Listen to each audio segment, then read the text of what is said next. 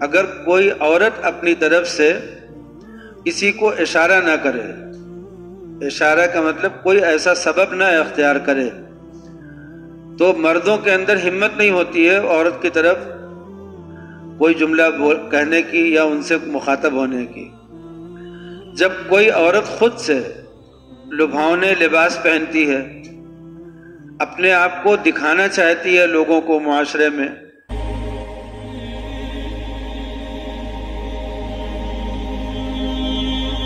کہ اللہ ہی کی ملکیت میں ہے جو کچھ آسمانوں میں ہے اور جو کچھ زمین میں ہے، نتیجہ یہ ہے کہ جنہوں نے برے کام کیے وہ ان کو ان کے عمل کا بھی بدلہ دے گا، اور جنہوں نے نیک کام کیے ان کو بہترین بدلہ عطا کرے گا۔ نیک کام کرنے والوں میں وہ بھی ہیں، وہی ہیں جو ان لوگوں کو جو بڑے بڑے گناہوں اور بے حیائی کے کاموں سے بچتے ہیں۔ البتہ کبھی کبھار پھسل جانے کی بات اور ہے، الا اللمم، کبھی تھوڑی بہت بات ہو جائے۔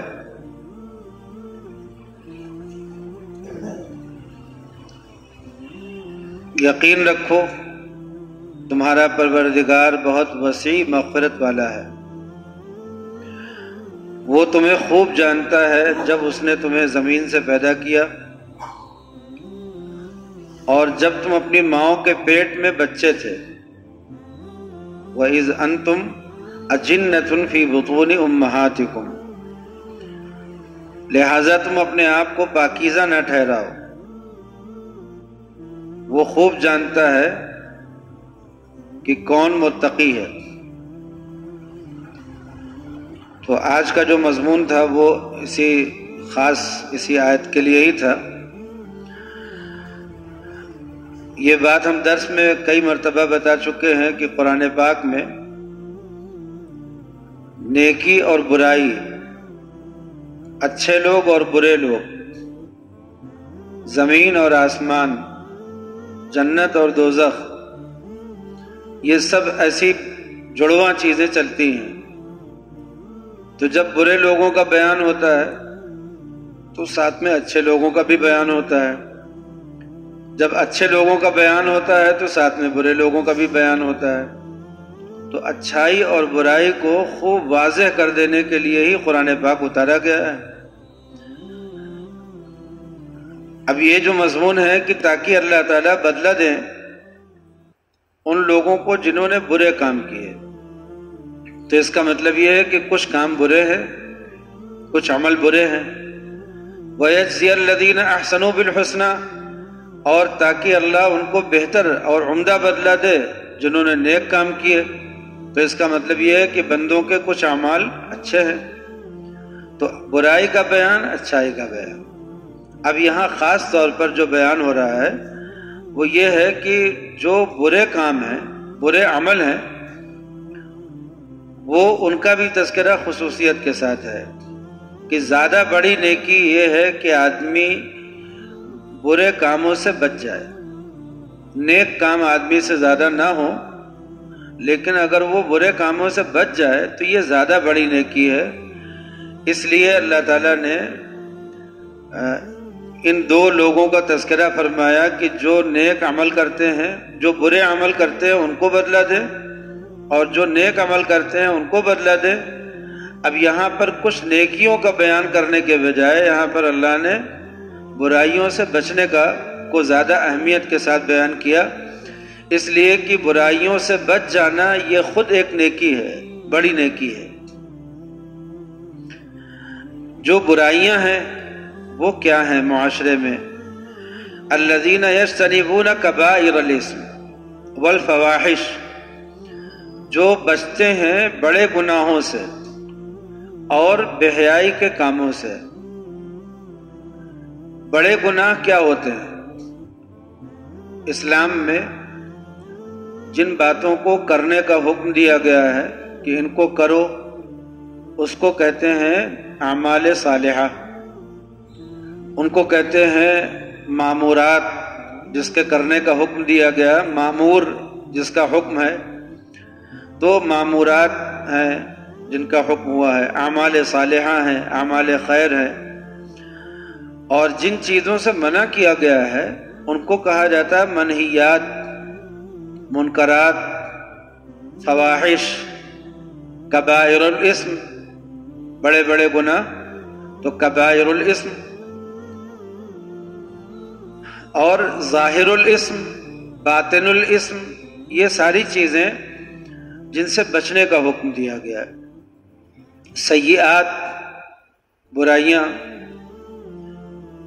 کبائر۔ اب یہ کبائر کیا ہیں اس کو سمجھنے کی ضرورت ہے کہ بڑے گناہ کیا ہیں، اور الا اللمم، مگر تھوڑا سا، بڑے گناہ سے تو بچتے ہیں مگر تھوڑا، یعنی کچھ کی اجازت بھی لگ رہی ہے اس سے، کہ تھوڑی بہت کی اجازت بھی ہے، حالانکہ اجازت نہیں ہے۔ جو آدمی سے تھوڑی موڑی غلطی ہوتی ہے، چھوٹی چھوٹی غلطیاں ہوتی ہیں، ان کو صغیرہ گناہ کہتے ہیں، جو بڑی غلطیاں ہوتی ہیں ان کو کبیرہ گناہ کہتے ہیں۔ تو اجازت نہ چھوٹے گناہ کی ہے نہ بڑے گناہ کی ہے۔ اگر اجازت ہو جائے تو پھر وہ گناہ کہاں رہے گا؟ اگر اجازت ہو جائے کسی بات کی تو پھر وہ گناہ کہاں ہوگا؟ وہ تو طاعت ہو جائے گی، عبادت ہو جائے گی، اس لیے یا کم از کم مباح ہو جائے گا اگر اجازت مل جائے تو۔ لیکن یہاں بڑے گناہ کے ساتھ الا اللمم، کہ مگر چھوٹی موٹی غلطی، تھوڑی بہت غلطی۔ تو یہ غلطیاں کیا ہیں، بڑے گناہ کیا ہیں، کتنے ہیں؟ اسلام میں کتنی باتیں ہیں جو ایک مرتبہ ایک صاحب کہنے لگے حضرت ابو ہریرہ سے، کہنے لگے کہ یا غالباً حضرت عبداللہ ابن عباس سے انہوں نے اپنی بات رکھی، کہنے لگے کہ میں جو غور کرتا ہوں تو اسلام میں جو بڑے گناہ ہیں وہ 7 ہیں، 7 گناہ بڑے ہیں۔ تو حضرت عبداللہ ابن عباس نے فرمایا کہ، یا حضرت ابو ہریرہ نے، انہوں نے فرمایا کہ 7 نہیں 700 کہو۔ تو اب وہ جنہوں نے کہا کہ 7 ہے وہ بھی دور اول کے ہیں، صحابہ کے دور کے ہیں، جنہوں نے کہا کہ 700 ہیں وہ بھی صحابہ میں سے ہیں، اور علماء صحابہ میں سے ہیں، انہوں نے کہا کہ 7 نہیں کہو 700 کہو۔ تو اس کا مطلب یہ ہوا کہ گناہ کبیرہ بہت۔ حافظ علامہ ابن الحجر ہیثمی انہوں نے ایک کتاب لکھی ہے کتاب الکبائر کے نام سے، تو اس میں انہوں نے 400 کچھ بڑے گناہ شمار کرائے ہیں، 400 سے زیادہ۔ حضرت مولانا ہردوئی نور اللہ مرقدہ کے وہاں گناہوں کی ایک فہرست یاد کرائی جاتی تھی تاکہ لوگوں کو پتہ چل جائے کہ یہ باتیں گناہ کی ہیں۔ تو حضرت نے حیات المسلمین سے اور جزاء الاعمال سے، فروع الایمان سے جو گناہوں کی ایک فہرست ان کتابوں میں ملی، تو ان کو جب اکٹھا کرایا تو وہ 50 گناہ تھے۔ تو حضرت نے لوگوں کو یاد کرانا شروع کر دیا کہ گناہ کبیرہ 50 ہے، تو لوگ ذہن میں ہی رکھتے تھے کہ 50 ہے۔ پھر اس کے بعد کچھ لوگوں نے اس میں اضافہ کیا تو انہوں نے 77 تک اس کو شمار کر دیا، 77 گناہ کبیرہ۔ علامہ ابن الحجر ہیثمی نے جو ہے وہ 400 سے اوپر تک شمار کرا دیے۔ حضرت عبداللہ ابن عباس یا حضرت ابو ہریرہ جس کا بھی یہ قول ہے، انہوں نے 700 کے قریب فرما دیا کہ 700 گناہ کبیرہ ہیں۔ تو وہ گناہ کبیرہ کیا ہیں، ان کو سمجھنے کی ضرورت ہے۔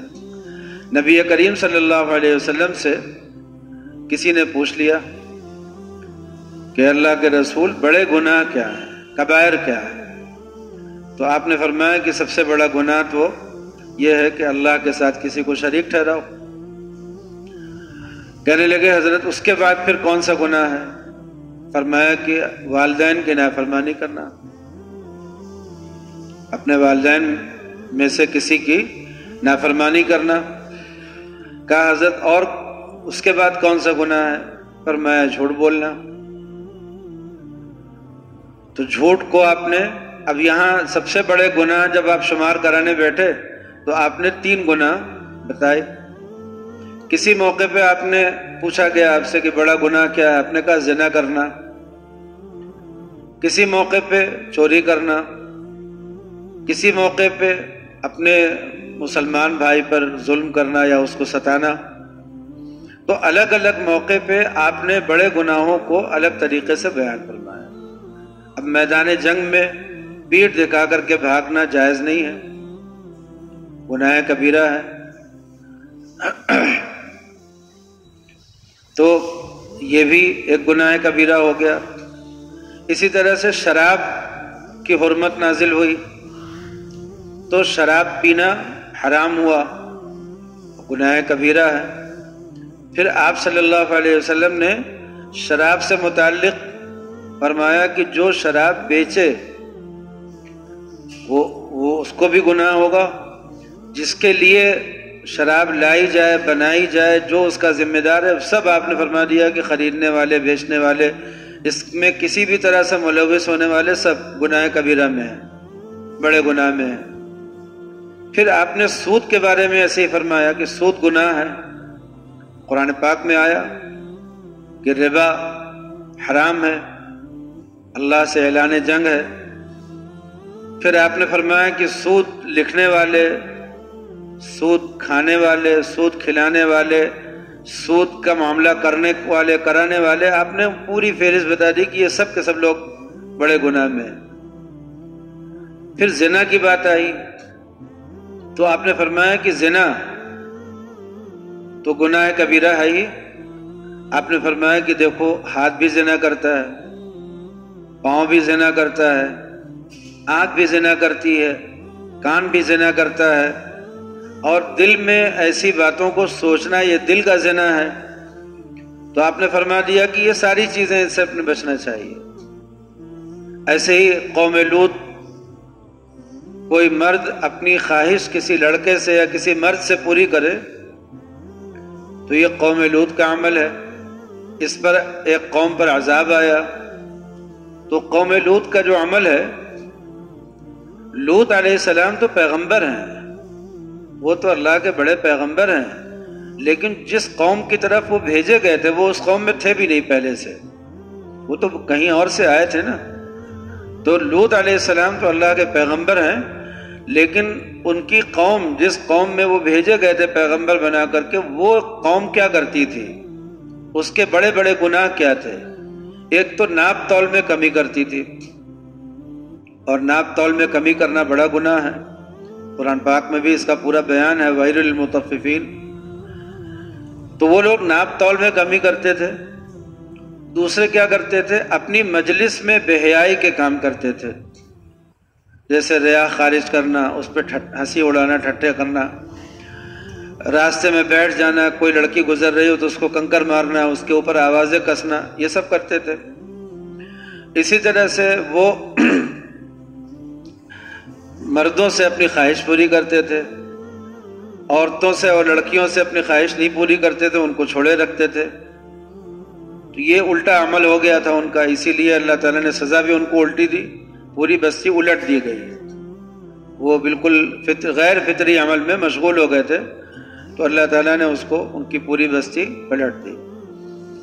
تو اس کے اوپر پھر پتھر بھی برسایا، بستی پلٹی بھی گئی، پتھر کی بارش بھی ہوئی، تو عذاب بہت سخت آیا ان کے اوپر۔ تو یہ جو عذاب آیا، اس کا مطلب ہے نا کہ کوئی بہت بڑا گناہ ہو رہا تھا، کوئی بہت بڑا جرم ہو رہا تھا۔ تو زنا کرنا ایک گناہ ہے، بڑا گناہ ہے، اور اس کے بہت سے لواحقات ہیں، جیسے بد نظری کرنا، ایسی باتیں کرنا۔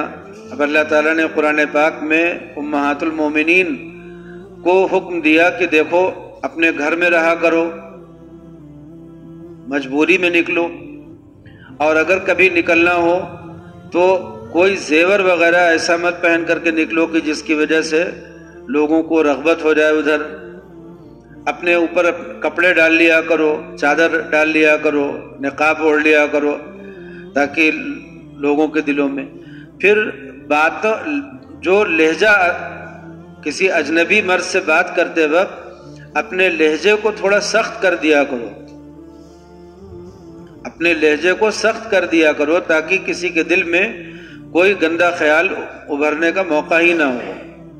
مولانا تھانوی نور اللہ مرقدہ نے فرمایا کہ عورتیں، کوئی بھی عورت چاہے کیسا بھی معاشرہ ہو، اگر کوئی عورت اپنی طرف سے کسی کو اشارہ نہ کرے، اشارہ کا مطلب کوئی ایسا سبب نہ اختیار کرے، تو مردوں کے اندر ہمت نہیں ہوتی ہے عورت کی طرف کوئی جملہ کہنے کی یا ان سے مخاطب ہونے کی. جب کوئی عورت خود سے لبھاونے لباس پہنتی ہے، اپنے آپ کو دکھانا چاہتی ہے لوگوں کو معاشرے میں، ایسی زینت کرتی ہے، ایسی خوشبو لگاتی ہے، ایسے انداز میں لوگوں کے بیچ میں جاتی ہے کہ لوگ اسے دیکھیں، پسند کریں، تب مردوں کے دل میں یہ ہمت ہوتی ہے کہ اس کو بھی رجحان ہے، میلان ہے، تو مجھے بھی اس کی طرف بڑھنا چاہیے. ورنہ اگر کوئی عورت اپنی حفاظت کا بندوبست کرے تو مردوں میں ہمت نہیں ہوتی ہے ایسے، الا یہ کہ کوئی بہت ہی اوباش قسم کا کوئی مرد ہو. ورنہ عام طور پر جیسے ہوتا ہے نا کہ دکان اگر تالا لگا ہوا ہو تو عام طور پہ لوگوں کی ہمت نہیں ہوتی اس کو توڑ کر کے اس میں سے چوری کرنے کی. لیکن اب کوئی دکان کھول کر کے چلا جائے تو کوئی بھی، کسی کی بھی نیت بہک سکتی ہے، کچھ بھی ہو سکتا ہے. لیکن جو دکان میں تالا لگاتے ہیں اس میں بھی چوری ہوتی ہے. بہت ہی اوباش قسم کا کوئی چور ہوتا ہے تو اس میں ہاتھ ڈال دیتا ہے، تالا بھی توڑ دیتا ہے. تو اس لیے اگر معاشرے میں عورتیں اپنی حفاظت کا بندوبست کریں گی اور اپنے آپ کو بچا کر کے رکھیں گی اور میلان نہیں، یعنی مائل کرنے والی نہیں ہوں گی وہ مردوں کو اپنی طرف، تو معاشرے میں بہت سی خرابی اسی سے دور ہو جائے گی.